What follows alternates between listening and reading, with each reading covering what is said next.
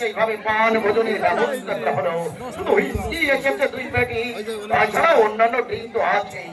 একটু পরে কত লোক ওকে শুভেচ্ছা জানাতে আসবে, অথচ অনির্বাণ এখনো সে পৌঁছালো না। আমি তো সেই চিন্তাই করছি, ওদিকে নীলাঞ্জন বাবু হরেক রকমের খাবার ফরমাইশ বসে আছে, কারণ কোন ধরনের খাবার অনির্বাণের পছন্দ তাটা জানা নেই। তুমি চুপ করে থাকো। কি রাখবো? আমার মাথা।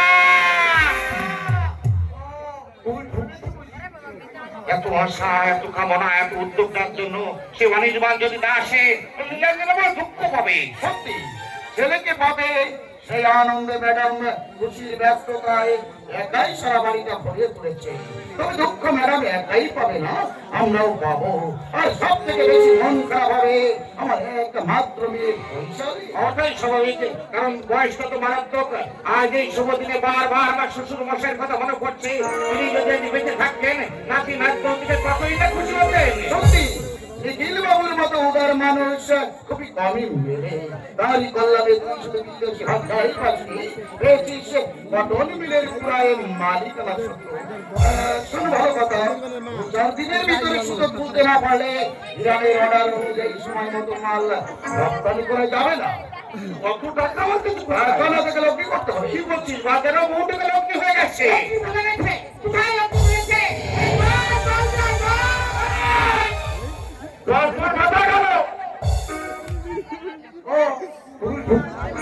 চালাতে গেলে একটু অর্ধেক লগ্নি হয়েই থাকে। ওই তোর পার্সোনাল লেটার প্যাডে একটা সই করে রাখিস, তারপরে কোথা থেকে আসে একটু কই আসলে ঠিক হতো। এই শীতের ধরে একটু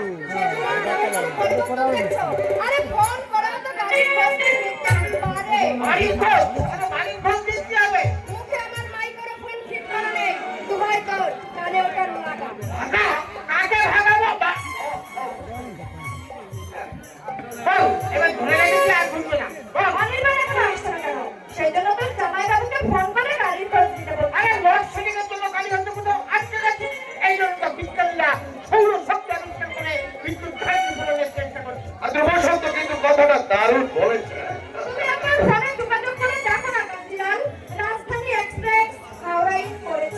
অনির্বাণের যদি আসার ইচ্ছা থাকে সে অবশ্যই আসবে, এর জন্য ব্যস্ততার কোনো কারণই নেই।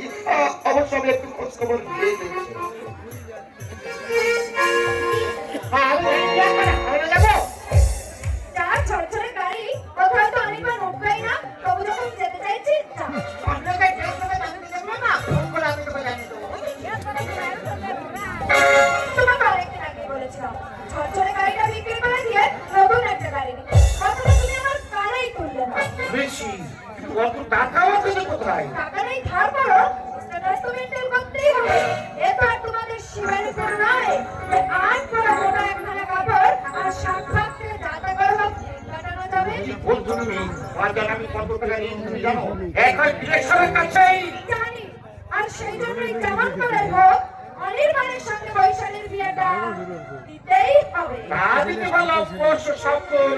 মজাই থাকবে।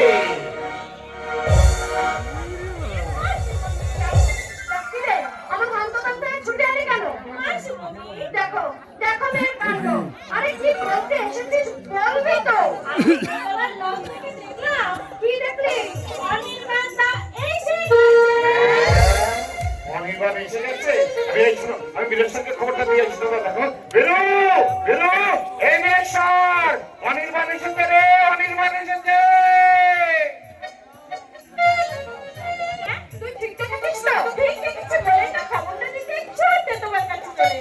আমার যে কি আনন্দ হচ্ছে তোকে আমি তো বলে বোঝাতে পারবো না।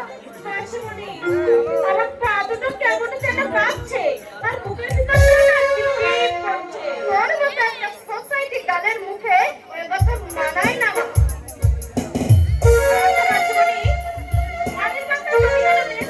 ভালোবাসা থেকে থাকে, তা যদি থাকে তাহলে তুই তোর ভালোবাসার শক্তিটা তাকে সরিয়ে দিয়ে তোর মনে জায়গা করে নিবি।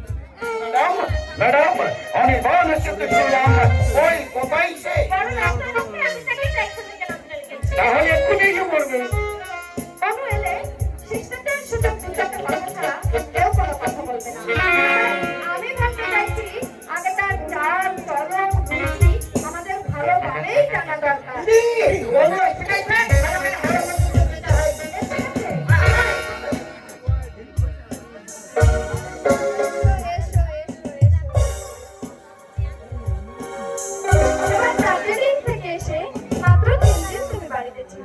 বলতে গেলে প্রায় 15-16 বছর পর তুমি এসেছো।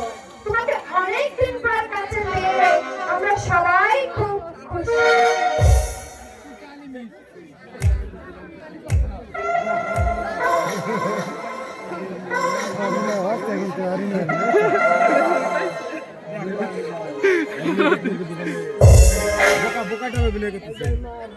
আচ্ছা, আপনারা সব কারা?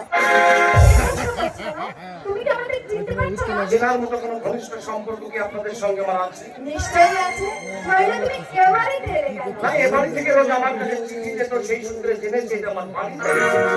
তা আমি ছোটবেলা থেকে চিনি হোস্টেল, বোর্ডিং, পাটনা, দার্জিলিং, শিশু সদন, এই সব আর কি। আমাকেও তুমি চেনো। চিনি।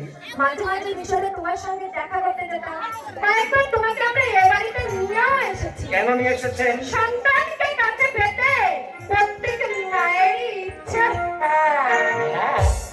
আপনি আমার মা? হ্যাঁ। কিন্তু আমি তো বাঙালি। আপনাকে দেখে তোমার বাঙালি বলেই মনে হচ্ছে। আমিও বাঙালি। বাঙালি, হাতে শাখা নেই, কপালে সিঁদুর নেই, মেরুনের মতো পোশাক, বচ্ছার চুল। এই যদি কোনো বাঙালি মায়ের রূপ হয়, তাহলে কাছ থেকে কোনো বাঙালি ছেলে তার মাকে মা বলেই ডাকে। শিক্ষিত ছেলে হয়ে মাকে তোমার বিদ্রুপ করার সাজে না আপনি লোকটা কি? আমাকে তুমি চিনতে পারছো না? সম্পর্কিত মানুষকেই মানুষ চেনে। আপনি? আমি তোমার জন্মদাতা বাবা। ও আচ্ছা আচ্ছা আচ্ছা। হ্যাঁ, এই পৃথিবীতে যখন জন্মেছি একজন জন্মদাতা তো আমার নিশ্চয়ই আছে। সে যদি আপনি হন, আপনারও তো একজন জন্মদাতা আছে। কোথায় তিনি? না,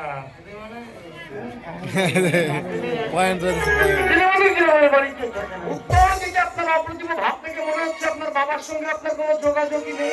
বাহ বাহ বাহ বাহ বাহ বাহ, অদ্ভুত আমাদের বংশের ধারা। আপনি জানেন না আপনার বাবার কথা, আমি জানি না আমার বাবার কথা। তোমার কি বড় রকমের কোনো অসুখ করেছিল?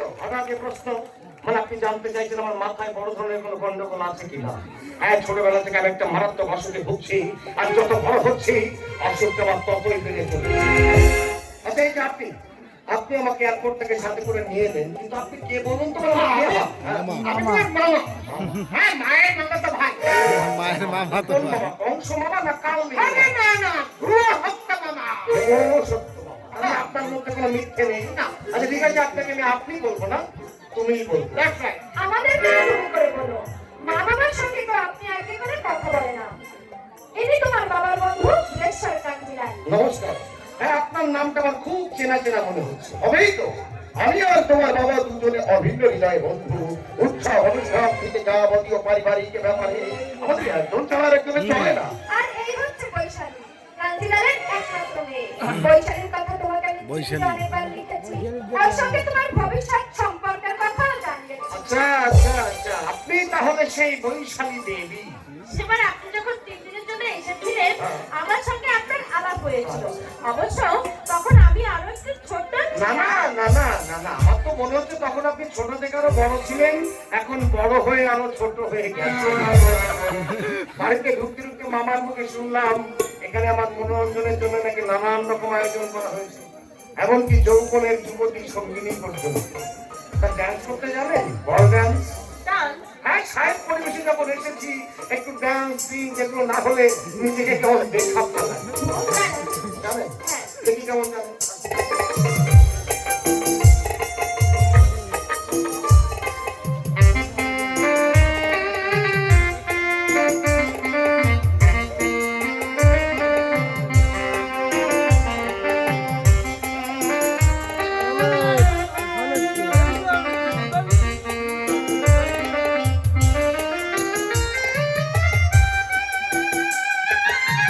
ঠিক আছে ঠিক আছে, বুঝতে পেরেছি। মনে হচ্ছে অনেক গুণে তুমি।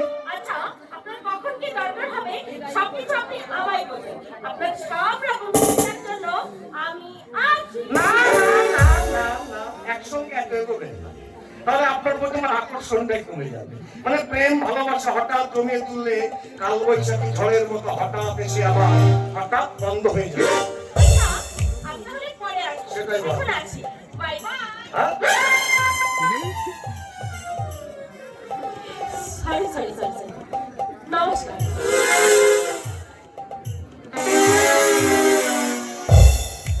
এরাই সভ্য জগতের শিক্ষিত মানুষ। এদের প্রেম প্রীতি ভালোবাসা প্রিয়জনের প্রতি অনুরাগ সব জন্য নকল হালকা চটকি রঙে আজকে ঠাকুর ওরে মাত্র। দাদু ভাই খ্রিস্টান লোক আমরা। তুমি আমি তোমার আমি আমি এ বাড়িতে কাজ করি তুমি আসবে শুনে আমি তোমার শুভ কামনায় দক্ষিণেশ্বর মায়ের মন্দিরে পুজো দিয়ে প্রসাদ নিয়ে এসেছি দাদু ভাই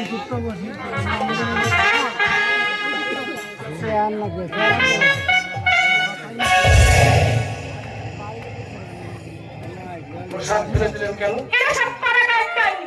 নানা রকম টুকটাক জানে। প্রসাদের নাম করে তোমাকে অন্য কিছু দিয়ে পাস করতে পারে। সেই আশঙ্কায় ফেলে দিলাম। মায়ের প্রসাদ ফেলে দিয়ে ভালো করলে না বৌদি। ভালোমন্দ জিনিসটা তোমার থেকে আমি বেশি বুঝি। না বোঝেন না তাই যদি বুঝতেন তাহলে যে মানুষ আমার মঙ্গল কামনায় দক্ষিণেশ্বর মায়ের মন্দিরে পুজো দিয়ে আমার জন্য প্রসাদ এসেছে বাঙালি হয়ে সেই প্রসাদ আপনি ফেলে দিতে পারতেন না। আপনার ফেলে দেওয়া প্রসাদ আমি শ্রদ্ধার সঙ্গে গ্রহণ করছি।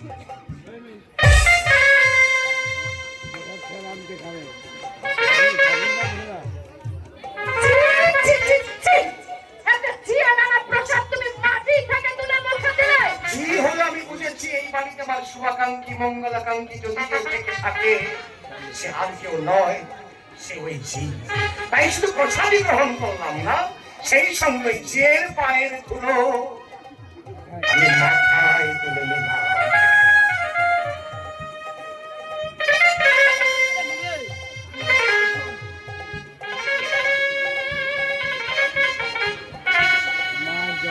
মায়ের করুণায় সুখে স্বচ্ছন্দে দীর্ঘদিন বেঁচে থাকো প্রসাদ দিয়ে দরদি শান্তি দিয়েছিলে বুঝি? শোনা আবার তো আমি থেকে এ বাড়িতে আর আসবো না।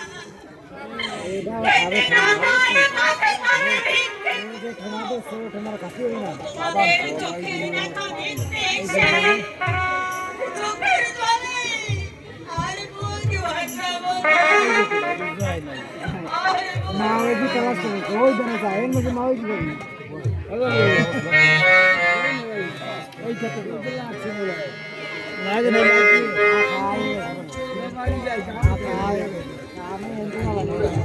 এনতে পারি গেছি সাউরি জল যাবে যে এই যে বলে নায়কের মা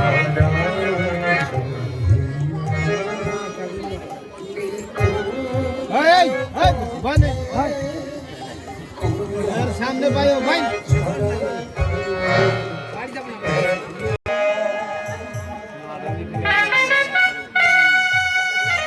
বিদায় হলো না বাচ্চায়। হালির পালন পরিচয় চলে গেলে লজ্জায় আমার মাথা কাটা কাটা।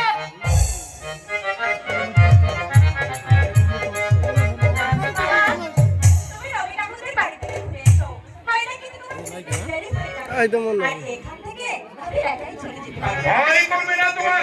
ওমা, এই যে দেখছি আমি আবার ভয় পেয়েছি। ওই তো আমাদের বাড়ি দেখতে যাচ্ছি। একটা মাস ফেল করার জন্য ফিরতে মানে এত দেরি হয়ে গেল। রবির বাড়িতে না গেলেও নয়। সন্ধ্যা হয়ে গেল। চলো ভাই, তোমাকে বাড়িতে পৌঁছে দিয়ে পরে আসবো। তোমার মেয়েকে তুমি যেভাবে মানুষ করেছো তাকে নিয়ে তোমার কোনো ভয় নেই। তবে হ্যাঁ, হঠাৎ করে কোনো রাত পুত্তর ময়ূর পঙ্খী ঘোড়া এসে আমাকে নিয়ে চলে যায় সে কথা আমার আর ভালো লাগে না। তুই ঠিক তোর মায়ের মতো হয়েছি।